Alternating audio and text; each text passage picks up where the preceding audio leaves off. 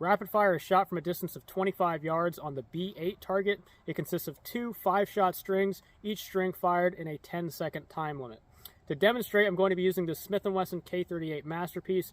I have 5 shots of 38 special wad cutter loaded up. These are 148 grain bullets moving about 830 to 840 feet per second out of this 6-inch barrel. Beep.